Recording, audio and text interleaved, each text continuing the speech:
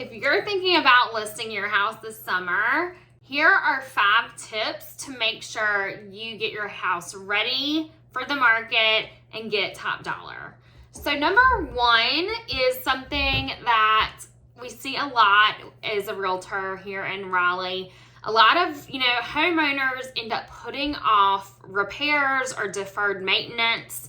So just simple things like, if there's any rotten wood, especially if you see any rotten wood,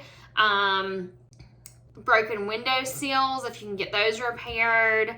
Also, simple things like even like replacing batteries in your smoke detector, changing out your air filters, just basic things.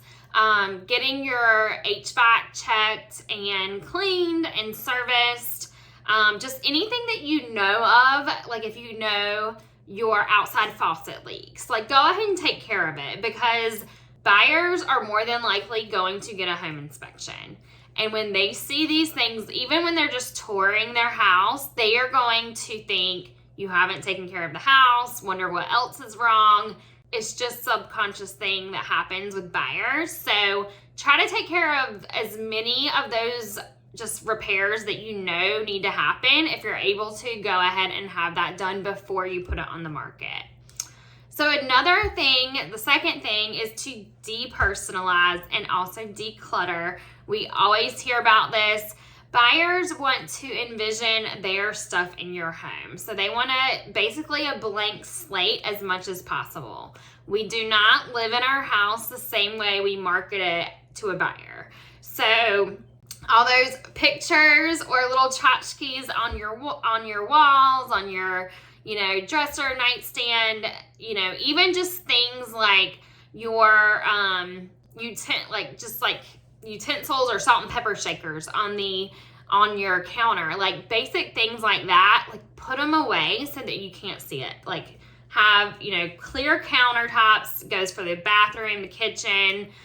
We just want it to be as clean and neat as possible. And obviously you're still living in the home, then you're going to have your personal items, but just try to make it as decluttered and depersonalized as possible. And you're going to be moving. So I also tell people a lot of times to go ahead and start packing, like stuff that you don't need right now, go ahead and start packing it.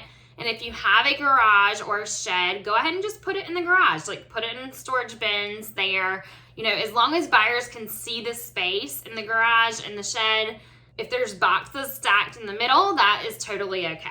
But it also goes for closets, and as much as you can, try to organize them, tidy them up a little bit, because people do look in your closets. They want to see what kind of closet space they're going to have. So start a donation pile, have a garage sale, all of that stuff to just kind of declutter, get rid of stuff, and get ready to move.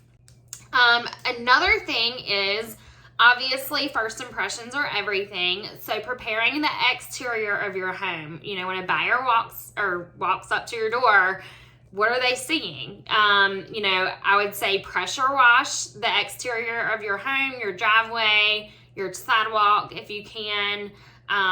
Also just putting maybe a fresh coat of paint on your front door, make sure your lights are working outside, touch up your landscaping, make sure the grass has been cut, freshen up your mulch, just basic things to prepare the exterior of your home, because again, buyers are going to see that as soon as they walk up. And on that note, it is summertime. So, if you have a patio, like set it up as, put the umbrella up, or put, have your fire pit out or your grill out, and really make it feel like, this is what it's like to live here, so that they can envision having barbecues and all of that stuff at your house.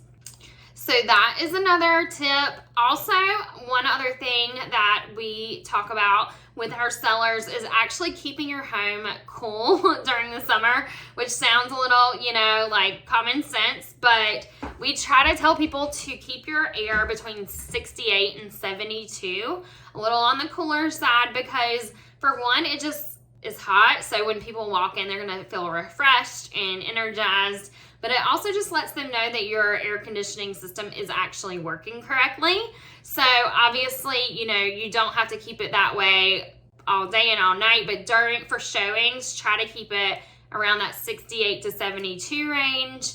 You know, and during the day, if you know you're not going to have showings till a certain time, close your blinds, close your window, you know, your curtains, all those things, because it will help with your energy cost and keep it cooler in your house. So last and not least, number 5 is to hire a great agent. You know, I can't tell you enough how important it is to hire an experienced realtor that knows the market, that does this full time. There's a lot of people doing it part-time or for fun. But if you're not in the market every day and really see what's happening, you're not staying on top of, you know, what's happening in the market and in your specific neighborhood. It is so imperative to hire somebody that knows what they're doing at the end of the day. It's a huge financial decision. There's a lot of money involved. There's a lot of emotions. Make sure you're hiring an agent that has systems and processes in place to make this a good experience for you to help you move on to the next chapter. So here are my tips, my 5 tips. And of course, if you have any questions about what your home could sell for, or if you need some other help, please reach out to us at livingnc.com or at 919-307-9545. And if you think of anything that we can cover in a next video, please let me know. Make sure to hit the subscribe and like button. And yeah, looking forward to helping you.